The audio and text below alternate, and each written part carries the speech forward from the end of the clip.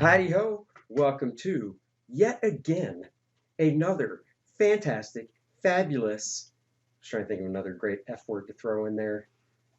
Fantastic, fab. No, that's it. There's no other good one. Feverishly put together episode of the Dennis and Andy Show. There, 3 Fs. That works. I give this show 3 Fs.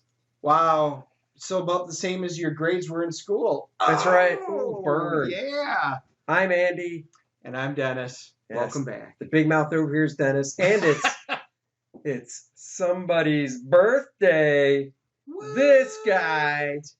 Yeah. I feel just a little bit older today. You should. I feel really old today. And that's because I feel your age now. Oh, yeah. You caught up to me. But you know the one thing we do have in common? What's that? Besides our age now.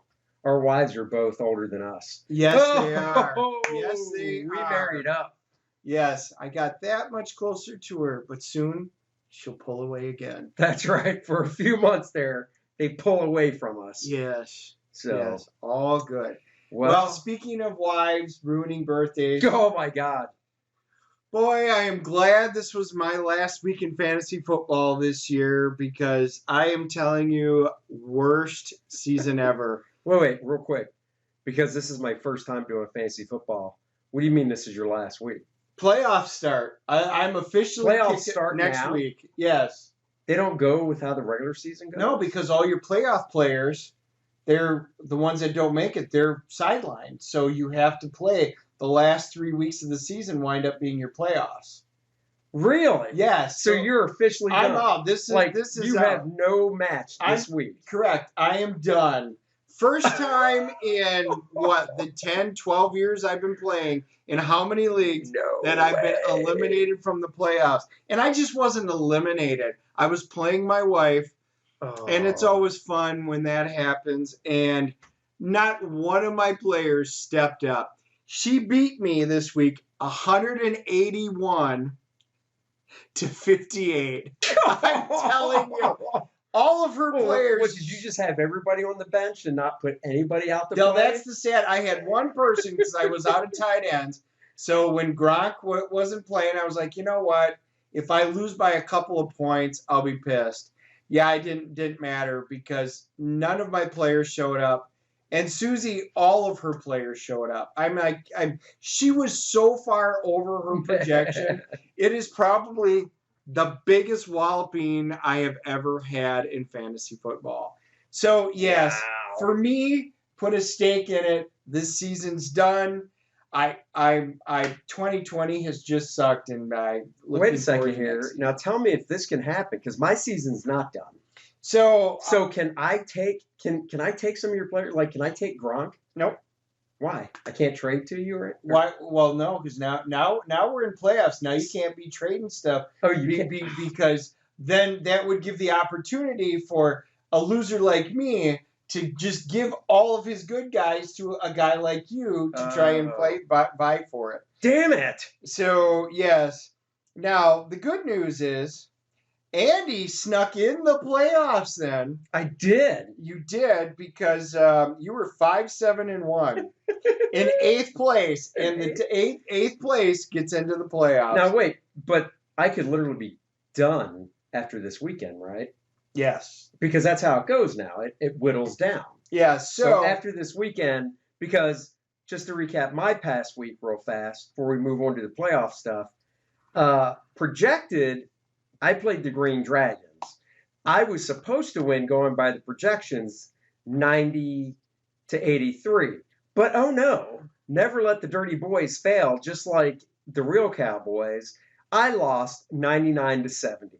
As it says, Green Dragons come back to knock off the dirty boys for the 4th straight win in a 99 to 70 rout. So yeah, I made the playoffs, but back to you explaining this to me, a fantasy football neophyte. Literally this week, if I lose to whoever I'm playing, I'm done. You're done. My season's over. Yeah. So I'm done. The way it works right now, I'm screwed. So this next week, you're playing Chad. So it's first seed versus eighth seed, so you're playing the top dog. Oh my God, are you kidding me? And Chad always has a tendency to win, so I know you're listening to this, Chad. Yeah, good luck to you, because I think you're going to stop Andy. But we play the games for a reason. And then Susie is playing Elisa, so the two girls are going head-to-head, and their match is tight. I mean, it is almost a dead even. 107, 104 projection. No way. What's my projection? You didn't even tell me. That's it's 82 to 121. He's right now walking all over you. However, you better see who's playing what to just. Oh, I got to throw. I know one thing. I got to throw Brady back. So in. Scott's playing Sunday Slackers, so that's a pretty good game in the playoffs. And then Matt and Doug, they're in a virtual tie too. So this is going to be a potentially good week of fantasy football in the playoffs. And I'll be sitting out. Don't need to watch it. Oh. So you know what that means? That means my hope and dreams for all of football this season now rest on the Green Bay Packers. The Green Bay Packers. Who, of course, won their game against the Eagles. You know, it wasn't exactly a blowout, but a win is a win is a win. And then the numbers 9 and 3 have incredible importance this week, because both the Packers and the Cowboys have 9 and 3 in their records. Did you know that? Yeah. Yeah, but they're reversed. Oh, okay. So the Packers are 9 and 3 with their win, and who did the Cowboys play? The Ravens. The Ravens. They played the Ravens. I know. So they're also 9 and 3. No, but just backwards. Exactly. Well, and while you were doing that, I have now closed the gap on my playoff matchup. Now it's a projected me 98, Amish Ninjas 121, because I did it. So I might have to work on my lineup. I might be able to boost that number up some. You could. Now, I mean, honestly, I've only got it. Probably hasn't even looked at his team this week yet. Does he play with his is he that far into sure, it? Well, he'll know. He'll if somebody's not playing, he'll make sure that he puts in a good player. All right. Well, I might have to mix things up a little more. This will be fun. It'll be a much shorter football segment next week, because there's only one to talk about. Yep, it'll probably be me saying, and the fantasy football update is my season's over. That's what it's going to be. Yep. That's the way it is. Fantastic. So Packers are playing the Lions this next week. So again, it's a division game. And the Lions actually looked pretty good last week, because they fired the coach the week before, and even the players were like, it just felt different. So go Lions. Yep. Go Lions. And who are the Cowboys playing? I don't even know. Oh, wow. Dude. I can look it up. I was going to say, I honestly don't even know. But the Packers are the top of their division. Oh, wait. And the Cowboys. Is it the Colts? It is going to be. So the Cowboys are 3-9.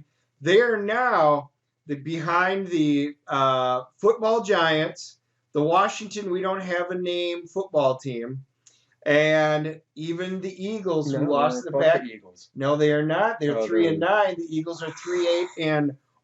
Yeah, but in power rankings, the Eagles are below the Cowboys. Power rankings. Seriously, what are power rankings? Oh, whatever. Who are they playing? Bengals. Bengals. Oh, Dalton going up against his ex-team. Yeah. We could have a win, because the Bengals, they've got 2 or 3 wins, so they're almost with us. This is the game. We make a win. Yeah, they are. The Cowboys, their Bengals are 2-9-1. So yeah, it could be. But we'll find out. It's getting down to the nitty-gritty in the NFL. Jeez. Yeah. Just the fact that the football team, as in Washington, and the Giants are tied in the NFC East. Yeah, with 5 wins for the league. Well, that's the thing too. If you look at so I think looking at the NFC East board, the Giants are still in first place. Yeah, Giants, well, technically speaking, if you look, the Giants, they're both 3-2 in the division. Right, so they're on a virtual tie. So if the season were to end like right now, how's it broken down when the division records are the same as well? But it would go head-to-head first.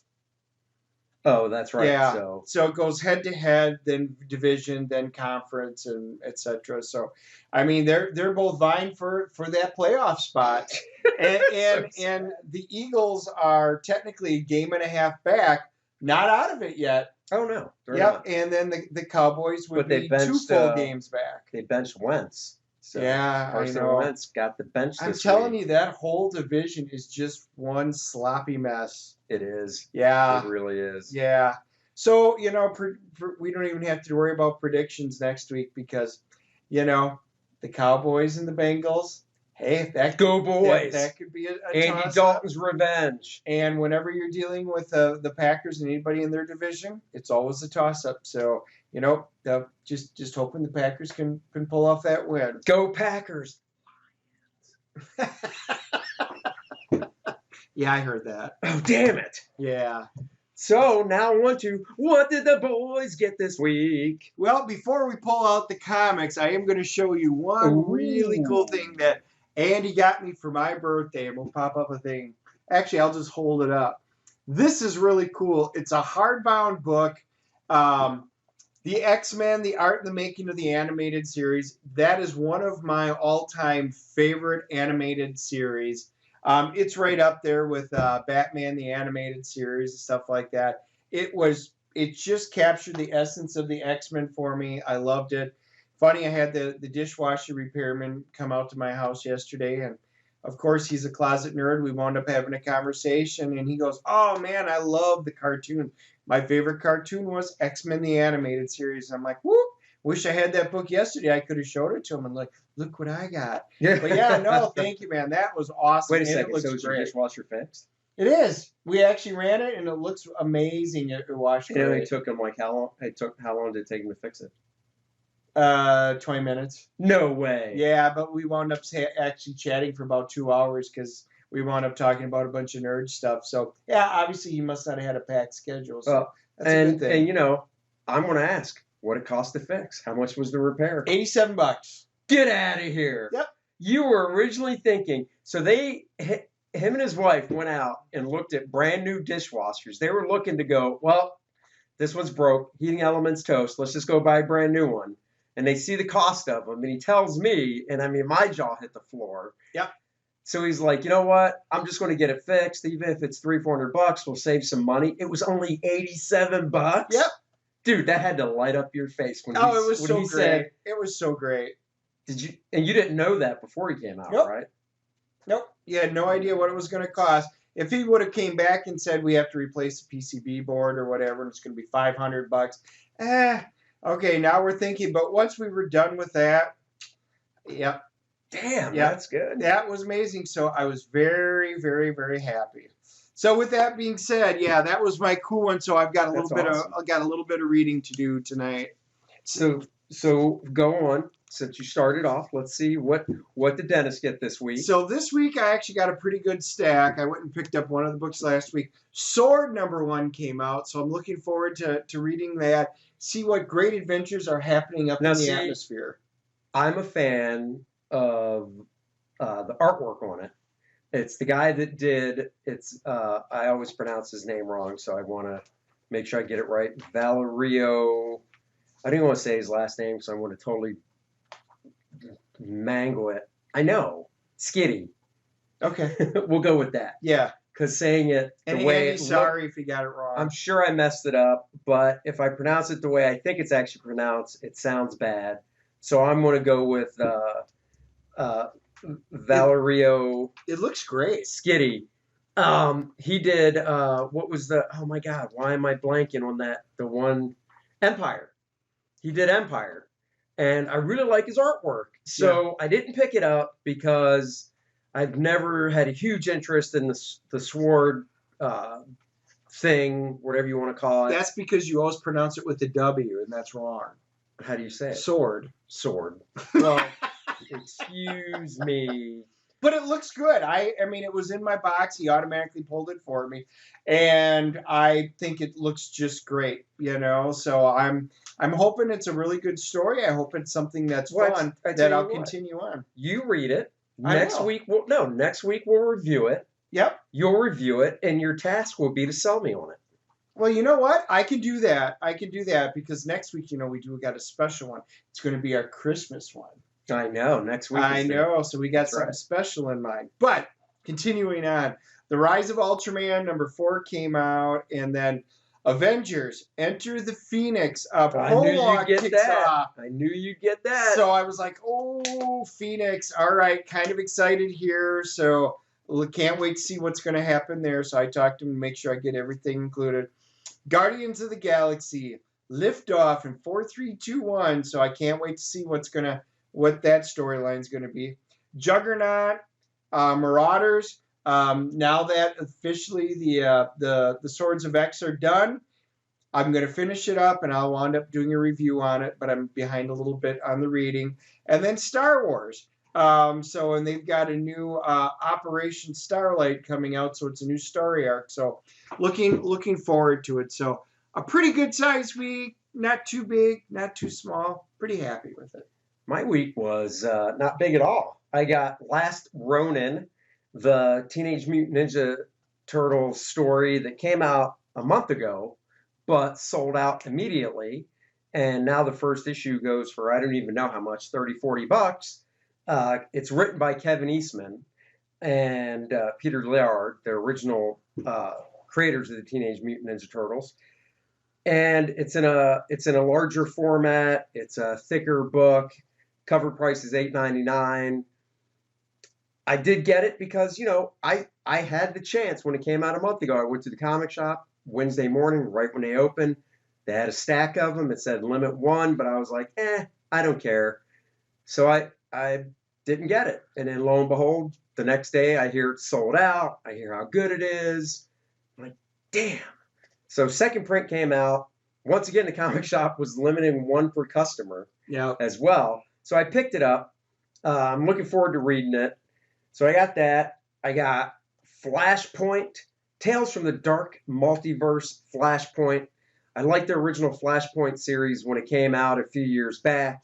I thought it was a cool take.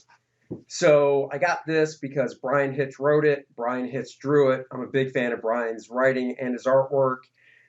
He hasn't written a lot, but the stuff he has written I've enjoyed. Even if he didn't write it, I would have bought it because he drew it, and I'm a fan of Flashpoint. So Tales from the Dark Multiverse, Flashpoint. I kicked that around. I looked at it, and I was like, that was What If. If I didn't have such a decent pile, I might have pulled the trigger. Your job is to read that one and let me know if I need to go back and pick that one up. All right, so his homework is to read Sword #1. My homework is Dark Multiverse, Flashpoint for quick reviews. And because it was such a light week, I got a big fat trade paperback Marvel Epic Collection of Captain America, Monsters and Men.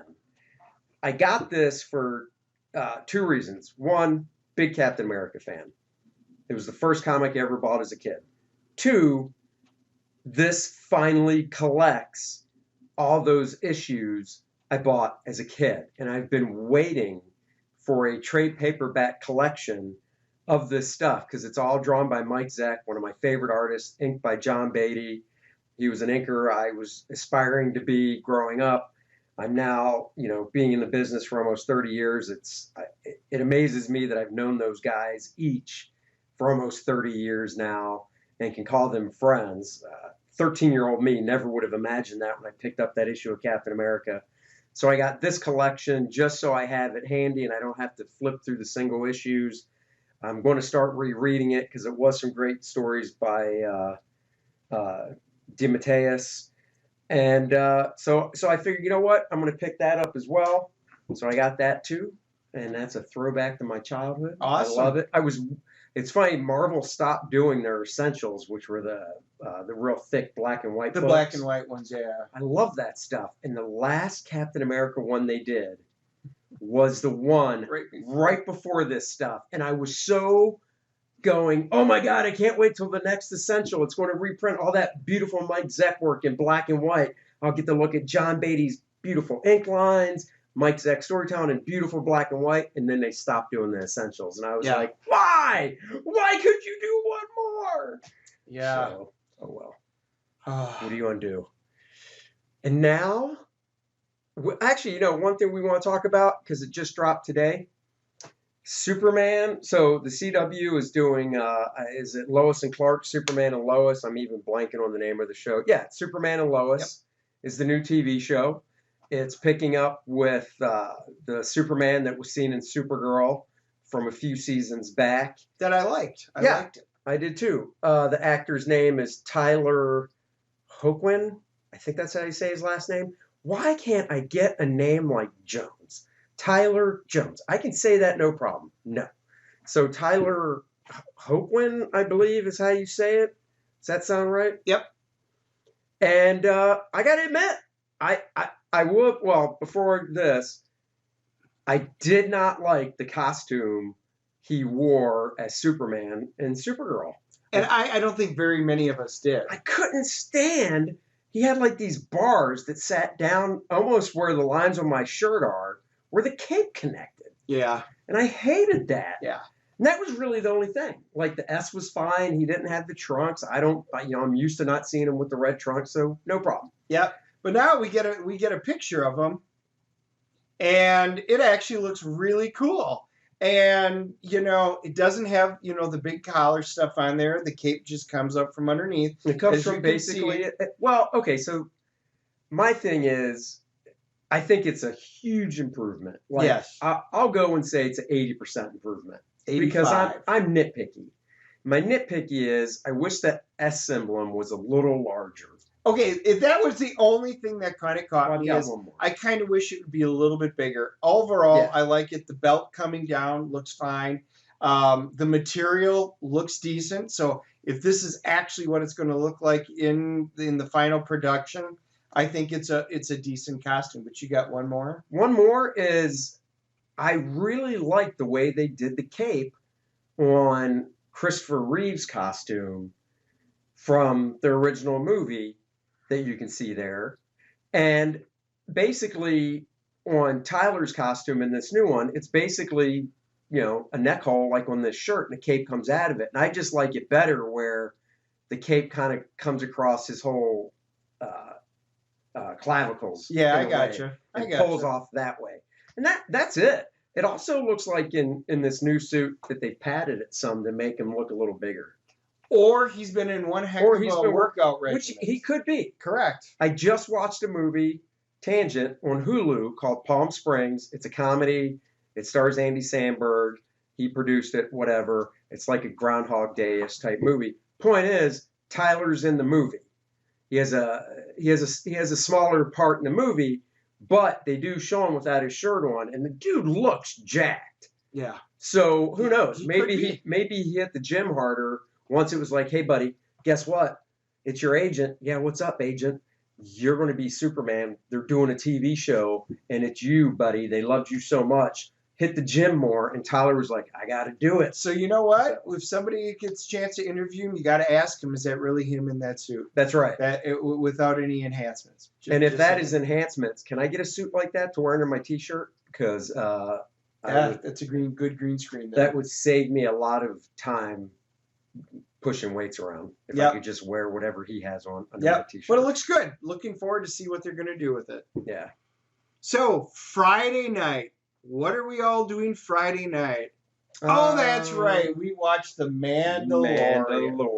Everybody was saying, "Did you watch it yet? Did you watch it yet? Did you?" I had people texting me that morning. Did you watch it yet? I'm like, nope. We're watching it tonight. We're watching it tonight. Everybody, and I can't.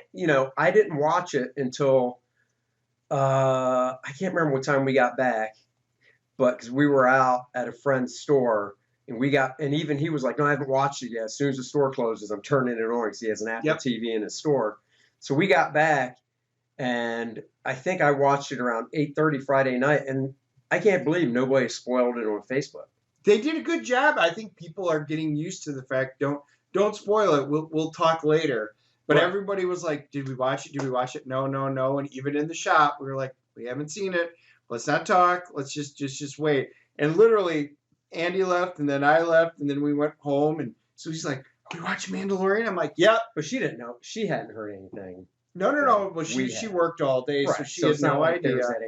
But she was just excited from last week, so we sat there and watched it. So awesome. here's the big one. Oh, I'm gonna say awesome. It was awesome, and the reason why they blew up the Mandalorian ship. It was That was so why. great. That's why the episode is so good, right? I mean, that's it. Oh Right? yeah, that's the only reason. Right. Yeah. Well, that's why I So thought. all of you that ordered the Razor Crest ship, from Sideshow or any of the It's Lego like stuff, $500. Or yeah, whatever. sorry about that. You're just gonna have to return it. No, you don't. You can take it in your backyard and recreate it. Put some M80s in it.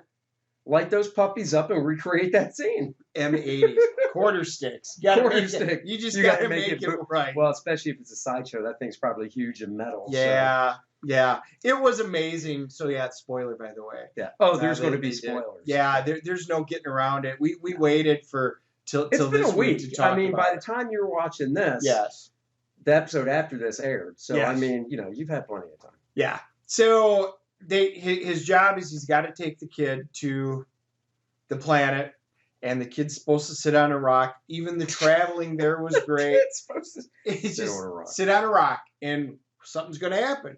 The rest is up to you. That's exactly what he said. And the kid's just absolutely adorable sitting there. Well, then... Well, wait, even before that, like you said, when they're traveling there, yes, they're in space on on Mando's ship, traveling there, and I love it. He's like, they're entering the atmosphere, and he's like, "Hey, sit back and buckle up." And yep. the little child Yoda's like, just yep, wiggles moving back into his seat. And they've got the stick shift ball that they keeps on there. He's like, "Come on, kid." And I know you can do it. Yep, and then do it. And he's like all proud of the kid. It's like a father with a newborn child. He's just all excited that the kid did it. So cute and when it's adorable. The whole thing and the interaction is just really good between them. But they get down there, they put the kid on the rock, nothing. And all of a sudden, whoop, you see a ship coming down. And you're like, oh, well, now that's interesting. And everybody who likes Star Wars recognizes Slave One. And they see a Slave One ship, and you're like, oh, dang. We already know, everybody knows it's Boba Fett. Yeah. So the whole thing comes in there, and it winds up being an absolutely great standoff with an interaction, because Boba wants his what back? Oh, he wants his armor. He wants his armor back. He wants his armor back. And so not being so entrenched in Star Wars as Dennis is and some of you are, I recognized the ship, but didn't key anything off yet. I just saw the ship, and I'm like, I recognize that, but it didn't hit me as Boba Fett.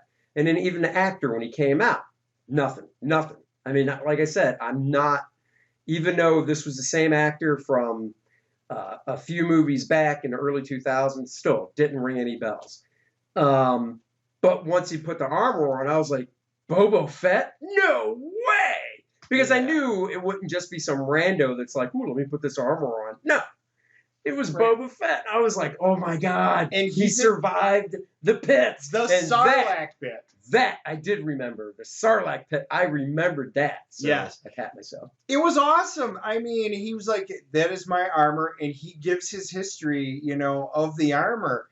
And the Mandalorian, Mando's like, And, well, then, all of a sudden, they have to kind of prove it. And along with Boba Fett is Fennec Shand, which, of course, is Meg-Nay Wen, which I just love her. Love her. Did awesome. An Agents of S.H.I.E.L.D. She's just great in here. You find out some cool, interesting things about her that happened when, because she was left for dead earlier. And, well, all of a sudden, then the Empire. So they got assault troop shuttles landing, and you're like, oh, this gets interesting. He runs, hey, kid, we got to get out of here. Well, there's Grogu sitting on there. He's doing a little lotus. Meditation. Yeah, but it's like a lotus position without legs crossed. But but his hands and stuff, and there's this blue energy field, and there's the writing on the rock. Yep. That I would love to know what it means. Yes, and I bet somebody has probably decoded it out there. Sure, so if you know what it is, just post it down below let us know. On our Facebook. And it's just great because he's like, kid, we got to get out of here. He can't get through the field. He tries, and it knocks him out. Just knocks him out even with the armor on. It was awesome. And the kid's just like... Yeah, he's oblivious. Yep. So something's going on. So they have to protect the child. And it was great because Boba Fett's like, he needs his armor back. And he looks over and there's the Razor Crest. Oh, door's open. Ah, there's the armor. So he walks in there, so you know he's going to put it on. And it's just great when he finally shows up. The troopers, they're trying to keep all the stormtroopers, which the stormtroopers were pretty good. They did a nice job with them in here. And Boba Fett shows up with his full armor on, wielding his gaffy stick, taking his gaffy stick and smashing the heads. Parts, you see plastic armor going flying everywhere. It was just fantastic. How is it the Empire can't get their hands on that metal that Mando's armor is made out of? Because it's so rare. And they have bits and pieces of it, and that's what they used to pay him with. Remember, that's why when they contracted him to do it, he paid him, and he's tied into the Empire. Oh, I know. The Beskar. Yeah, they don't know how to properly wield it, meld it. It's a secret that only the Mandalorian, forgers know how to do. Maybe the Empire should go to Earth and go to Wakanda now that, Disney owns Star Wars and Marvel, and they go to Wakanda and get some vibranium. Yeah. Yeah, well, then the rebels would have to go get adamantium. That's right. So I can see where this is leading up right. to. I mean, it's a galaxy far, far away. Right. But at light speed, is it far, far away? Right. Well, I mean, that's what you got to think about. Well, and there's wormholes. So maybe there's a that wormhole too. that goes through. Maybe that's a whole new series. If you're in a space shuttle, it might be far, far away. But if you've got light speed and wormhole to go through, you're here. Yep. Millennium Falcon. It could do it really quick. Yeah. Ming-Na Wen, her character was great. I was always curious who saved her at the end of the first season or the episode she was in. So seeing that it was Boba Fett was cool. She is part robotic now, which I was like, what? It's just so weird. She, it's like her midsection. She opens up and there's these robotics there, and you're just like, man, Boba Fett's a badass if he did that shit to her. Well, who or did somebody it? did. Yeah, somebody did. So that's going to be a little piece that I'm sure they'll fill in at some point, unless they kill her off, which I hope not, because she's a great character. No. It was, and then, the Empire sends down the black, basically, what I thought as soon as I saw him was the Dark Troopers, but my original thought was the Ultrons from Age of Ultron that Stark was sending around the planet for protection. That's immediately what I thought, because the Dark Troopers they're robots. Yeah. So that's what I thought. I just went to, it's like Tony Stark's Ultron army.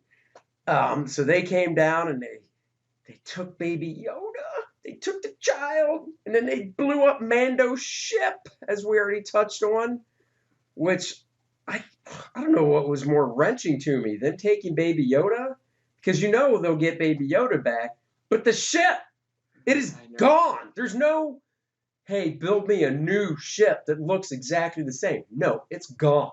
Yep, it was like, it kind of reminded me of a Star Trek. Aft torpedoes, fire. Boom! You just see him, the ship, and he's like, no way. They have to sift through the wreckage at the end, which is really cool. The only thing that really survives, there's two things. Of course, the ball. The ball. Which of course, they needed to have survived. I know it would. And then the other one, which was great, So the Beskar staff that they just got, and I'm like, and he picked that up. I'm like, wow. But you knew it was going to. Like, after the ship blew up, my daughter and I watched it together, and I said, there's one thing he's got to find. And I wasn't thinking of the ball. That was a nice touch. But it had to be the staff because of what it's made out of. Right. So when he pulled that out, I was like, yes. Yeah, that was cool. That was really cool. So, needless to say, the fight scenes were great. The Dark Troopers come down, which we were all excited to see, to see what they can actually do. We haven't seen, they basically flew down, surrounded the child. The child had just woke up out of his trance. It ended. They were able, he was like, and they walked over and grabbed him, and they just launched back up and flying back up. And they're like, you got to stop him. And, and Slave One's up there flying. And then they're going up, and all you can see is his ship. And they were like, oh no, because it's like an Imperial light cruiser that's sitting up there. And and Bob was like, yep, gotta turn this around and go back down. Can't get him. So the Empire has the kid. But the coolest was seeing how powerful Grogu is, Baby Yoda is, the child is. It ends with him in basically a cell, and two stormtroopers come in, and they're kind of taunting him and stuff. And then what's the character's name? I'm blanking on that. Moff Gideon. Moff Gideon comes in, and before he does, or while he's standing there, you see little Baby Yoda, and he's like, and he's just using the Force and just tossing around these two stormtroopers like ragdoll. And Gideon's just sitting there going, Oh yeah, he's just taking it on like, wow, this kid's got some power going on. Yep. Which is one of those things, like, from a writing thing, my first thought was, okay, he's tossing around, Baby Yoda's tossing around these stormtroopers like they're ragdolls. As soon as he was done, it would take a split second for him to just go to Gideon and toss him around, I would think. Well, the cool part was the stormtroopers came in, they were going to stun him, and Gideon's like, no. Just hold on. Let's see this. And he watches the kid just take his troopers and smash him around, throwing him, hitting him. It was amazing as he just sat there. And then he's like, "Yep, you're pretty strong. Now stun him." And he went, boop, stunned him. The kid's like, and he just lays down. He's so adorable. And he's like, "Yep." And then he's like, "We've got our DNA, basically. We've got our way." So we're thinking he's going to use them to try and clone others and bring them up. So this is an interesting storyline. It was an absolutely phenomenal episode. I mean, probably we've said it a couple of times, but this is my new favorite episode, hands down. Oh yeah, no, this was definitely, yeah, it is. In our CGC grade, we might as well just go ahead and give it. I'm giving this a 9.8. This is hands down my favorite. I wouldn't have changed anything in this episode. Yeah, I was going to say 9.6. As soon as you said CGC grade, my mind went 9.6. So 9.8, 9.6. That's really par. It was a great episode. I think there's only 2 episodes left, which is really seems like a lot to pack in 2 episodes. Yep. So it'd be interesting to see, because after the first season, I don't know if there was an official pickup during the season for a second season. Now we know there's going to be season 3, and since everyone knows that, are they really going to up the stakes for a big cliffhanger and really make you wait? That's the question mark. And I think they were looking for a way to bring Star Wars fans back, because honestly, I mean, we all know it. The last trilogy, and some of you liked it, some of you hated it, and it's a mixed bag. It wasn't great, no matter how you looked at it. It wasn't great storytelling. It wasn't great Star Wars. It was plausible sci-fi, but there's a meme I saw that basically, and at first it kind of had me fooled. It's a picture of Jon Favreau, and above it says, I'm paraphrasing, something like, oh, our thoughts go to Jon Favreau. We heard he injured himself on the set of Mandalorian. He has a really bad back injury, and it just goes on, and you're really like, oh my God, I hope he's okay. Then at the bottom, it says, with all the heavy lifting he had to do to pull the Star Wars franchise out of the hole that it was in after the last 3 movies. And I was like, oh, you got me. Burn. But it's not wrong. That's what makes it great. He really has. This isn't just decent story writing. This is good world building, which you don't have to. There's already set world. But you're still expanding on it. The stories are great. The characters are great. The actors are great. He is putting out absolute quality stuff. And these don't look like hokey Doctor Who low-budget episodes. Oh, no. This looks great, and it is polished all the way around. Compared to Season 1, which Season 1 was really good, this just blows it out of the water. This is great Star Wars stuff. I think they do a spinoff, Follow Me, with Katie Sackhoff's character. What's her name? Oh, Bo-Katan. Bo-Katan. But that's kind of a mouthful to say. And you really want to get Mandalorian in there some way. to have people go, oh, I got to watch this, to connect the two, right? Yep. So this is what it's called. Picture the Mandalorian logo, right? Yep. Before the M, there's a dash, right? And in front of that dash is a W-O. So it's the Whoa Mandalorian. Whoa Mandalorian. Whoa Mandalorian.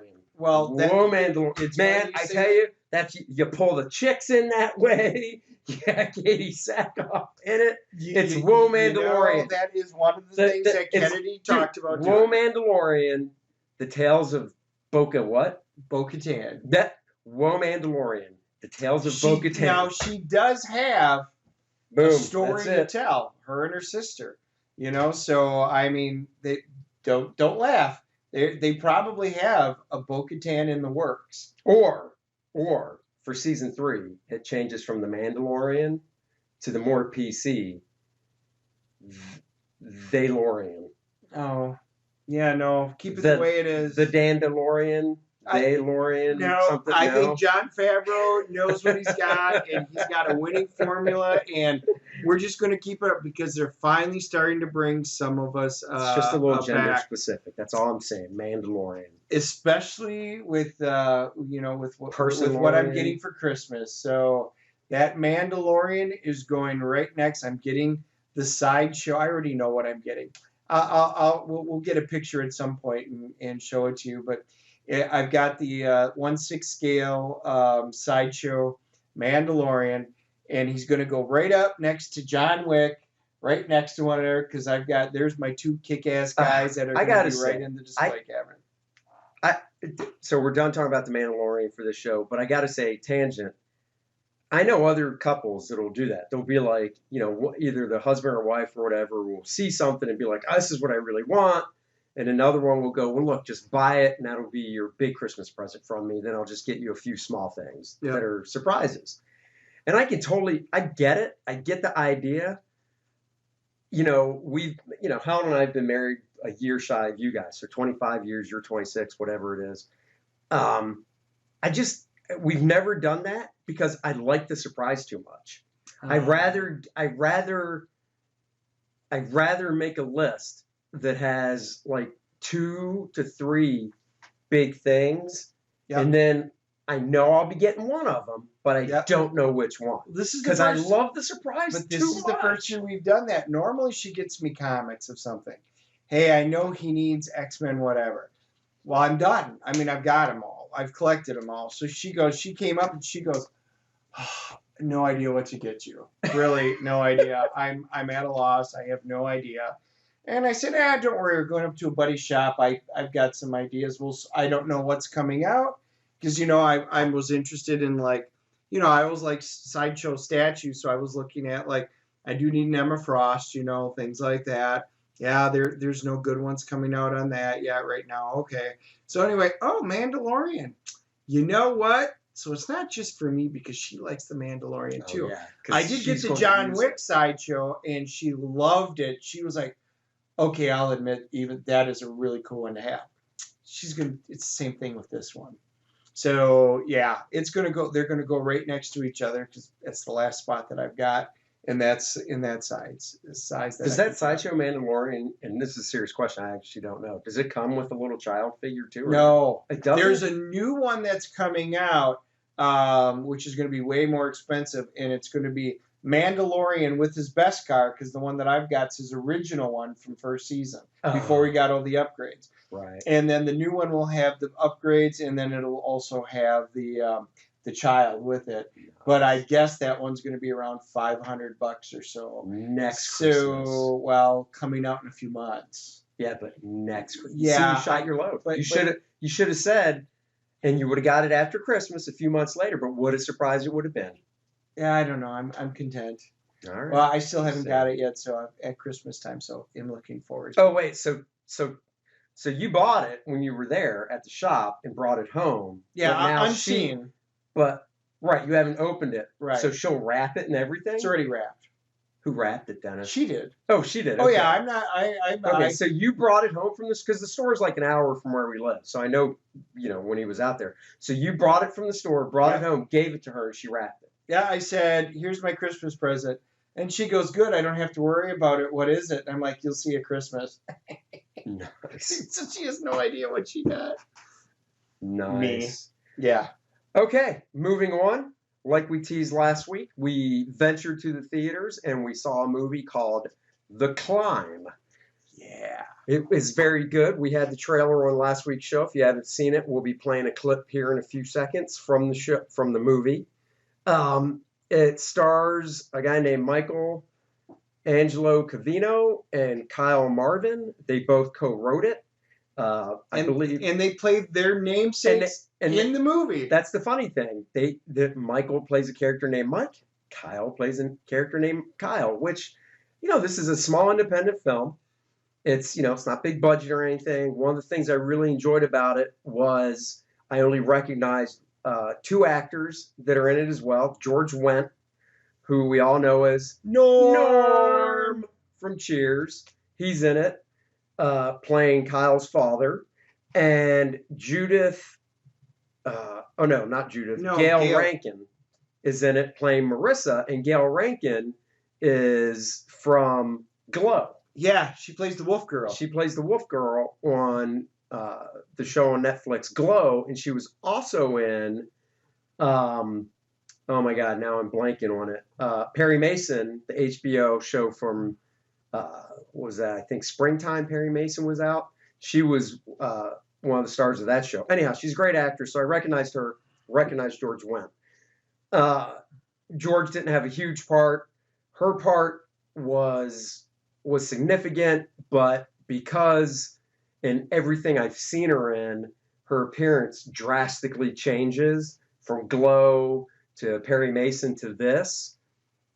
You don't automatically recognize her. In fact, I had to point out to Dennis, I go, do you know who that is? He's like, no, who? And I told him, he's like, oh my God. And then just with the two lead actors and the writers of the movie, not being big names anybody I've ever seen, I really was pulled into this story, and it was almost like a documentary.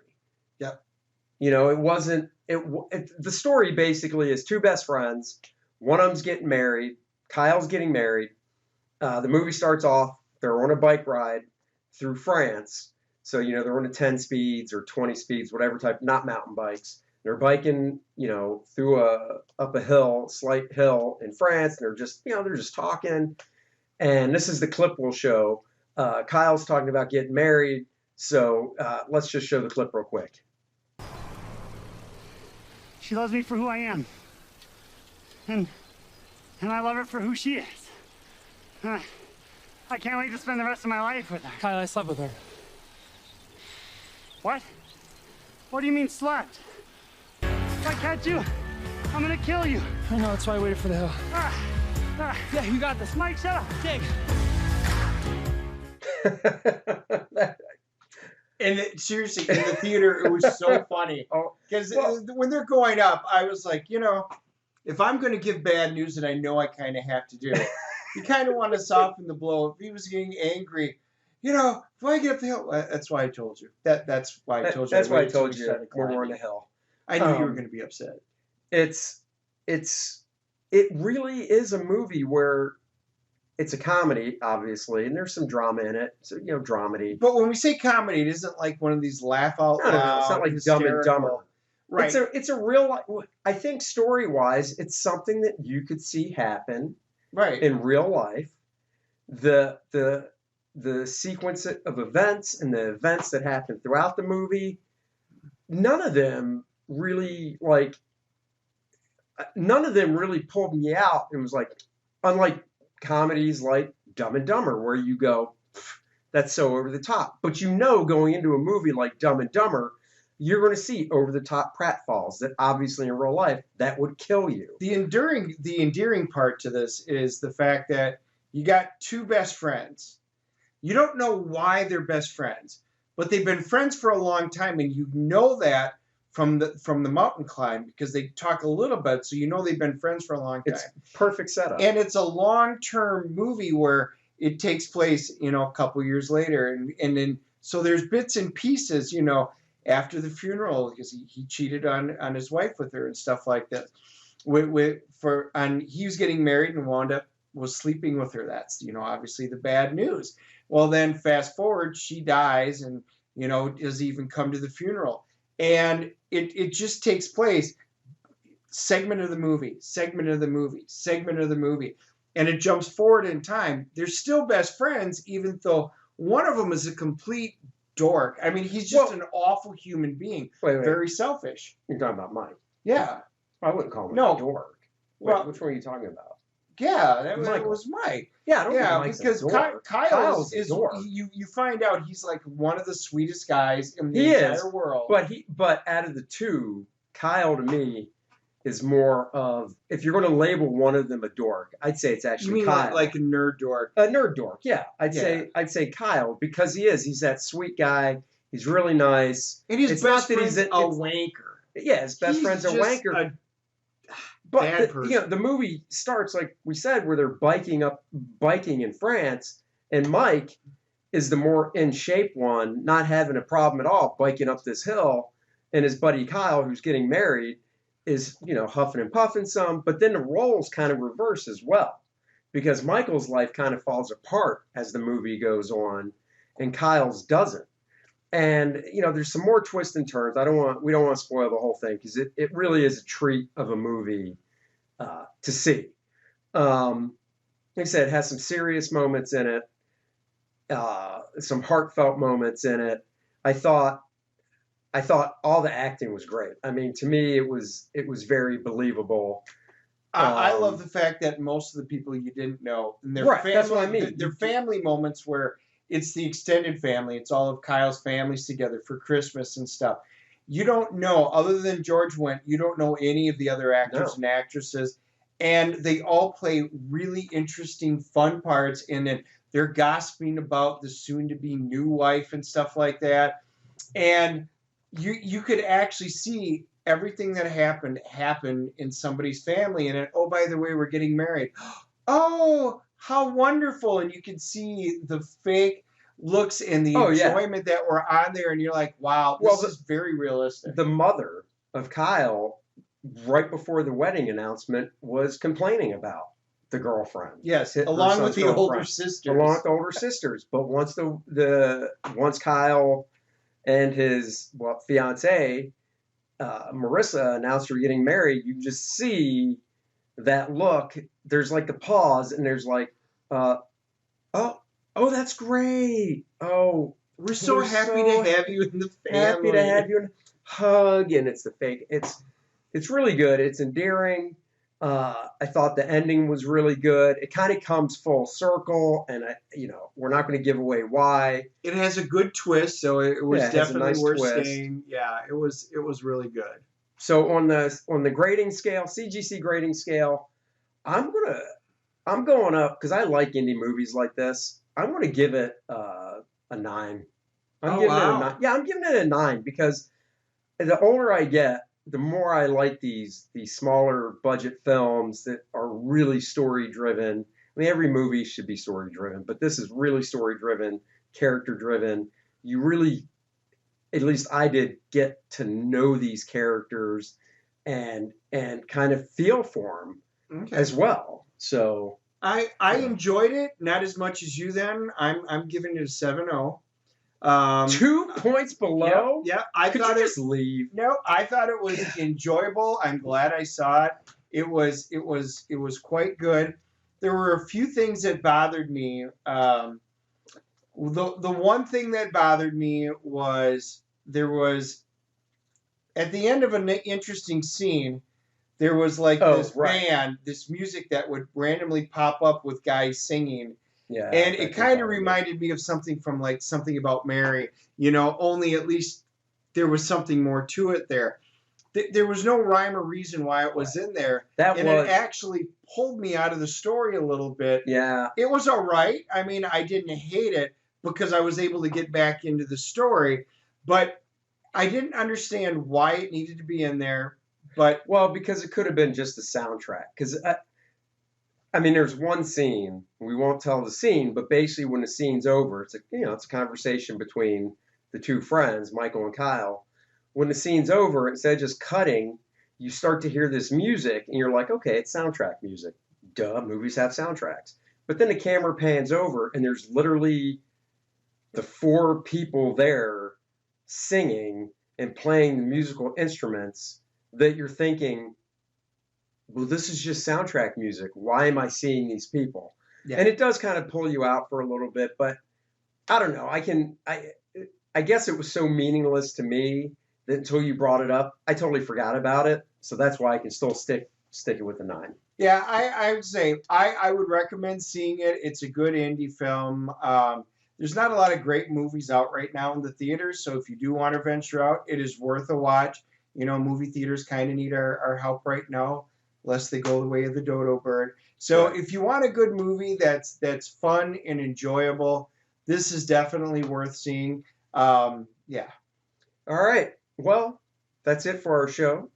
Thank you very much again for joining us. Next week is the Christmas episode. We got something special for you for next week. That's right. So until then, catch us on iTunes, SoundCloud, YouTube. But come on, you know the one that if we say the name. And all of our Amazon devices. That's right. You can find us on, and it'll play the next episode.